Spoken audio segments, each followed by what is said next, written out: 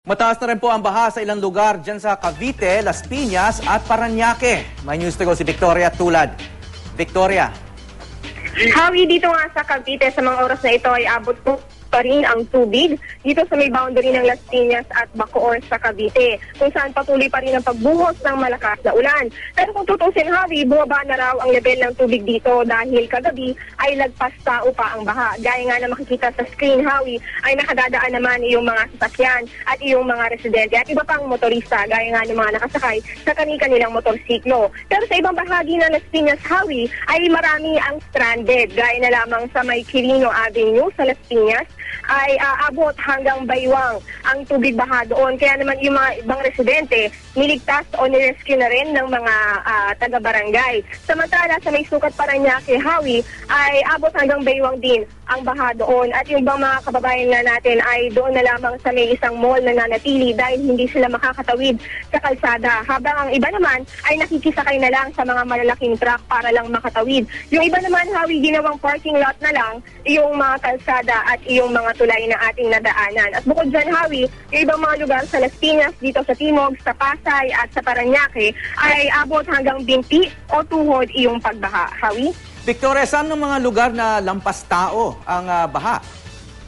Dito sa kinaroroonan natin, Hawi, dito daw sa may boundary ng Cavite at ng Las Piñas kagabi ay nagpastaw ang baha. Pero pasalamat na nga ng mga residente at tuluyan ng bumaba yung tubig. At ngayon ay abot hanggang tuhod o bukong-bukong na lang sa ilang kalsada, Hawi. May mga nag-rescue ba ng mga tao? Anong ginawa nila na nagpunta sa mga bubungan? Ang nakita natin, Hawi, na may ni-rescue ay dun sa may Quirino Avenue sa Las Piñas.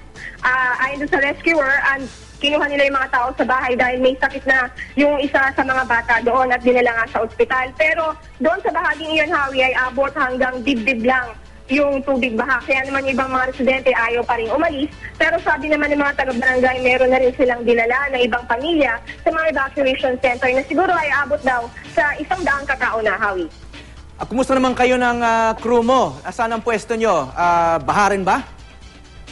Tayo, Hawi, ay nandito sa may tulay, sa may boundary nga ng Las Piñas at ng Bacoor, Cavite.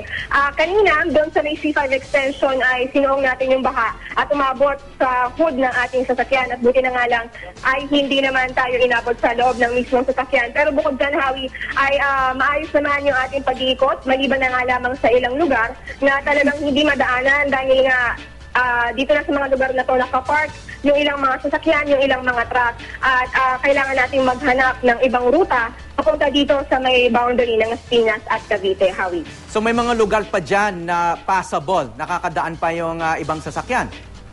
Yes, Hawi, meron pang ibang lugar na passable talaga. Although meron ding mga ibang lugar na may hirapang dumaan yung mga motorista dahil nakabalandra yung mga sasakyan ng mga residente. At meron ding mga lugar kung saan makikita mo na may mga nakatirik na sasakyan dahil naging matapang nga yung mga motorista pero sa kasamang palad ay hindi na kinaya ng kanilang mga kotse. At kahit nga yung mga truck sa may Parañaque, Hawi, ating nakita na hindi na rin kinayang umandar dahil pinasok na ng tubig yung makina, Hawi.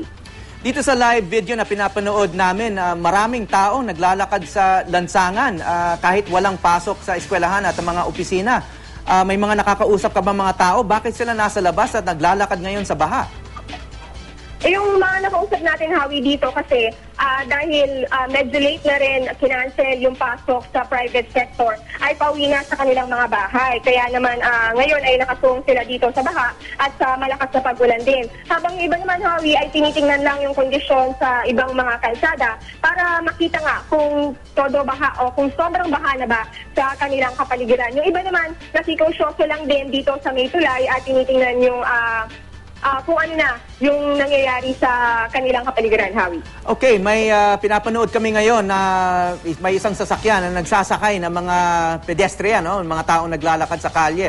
Ano kayang sasakyan nito? Sa gobyerno ba to? At talagang may umiikot para magsakay ng mga stranded at mga pedestrian? O ano kaya? Nagkusang loob lang itong motorista na nagsakay ng sasakyan ng mga tao? So talagay natin, Hawi, itong sasakyan na ito ay nagkusang loob lamang dahil kanina nung nandito tayo, wala pa tayong nakikitang mga enforcer o mga otoridad na nag-iikot para magbigay ng libreng sakay. Although makikita rin natin sa screen na meron mga miyembro ng DPWH, yung mga naka-orange, at naglilibot-libot na rin sila. Mas marami kasi yung nakita natin, Howie, na mga simpleng motorista na nagbibigay o na napupusang loob na tumulong doon sa mga na-stranded nga. At hinihintay pa nga rin nila yung tulong naman o yung libreng sakay mula sa AFP, sa MMDA o sa lokal na pamahalaan para makatawid din sila doon sa mga bahang lugar, Howie. Sinabi mo na wala kang napapansin na mga sasakyan ng pamahalaan na umiikot para tumulong, no? Ano bang kailangan ngayon ng mga tao ayon sa mga nakikita mo? Doon sa mga inikutan natin, Howie, kanina kasi nag-ikot na tayo ng madaling araw sa Pasay, sa Las Piñas at sa Parañaque. Wala pa tayong napansin. Although siguro nag-ikot na rin sila sa ibang bahagi, hindi lang natin nakita. Pero doon sa pinuntahan natin ay wala pa tayong napansin na mga amphibians ng lokal na pamahalaan. Pero sa ngayon, yun nga, kailangan ng ating mga stranded na kababayan ay yung libreng sakay papunta sa kanilang mga bahay, sa kanilang mga paroroonan. At yung iba nagjo-joke na kailangan nila ng relief goods, pero mas ang kailangan talaga nila, Howie, ay yung pag-transfer papunta sa isang lugar patungo nga doon sa kanilang patutunguhan, Howie. Kayo naman, Victoria, kayo ng crew mo, may sapat ba kayong pagkain? Ano bang ginagawa nyo para makakain?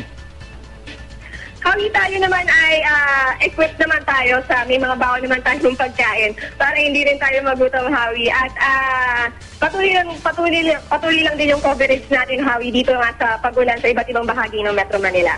Okay, ingat palagi. Maraming salamat, Victoria Tulad.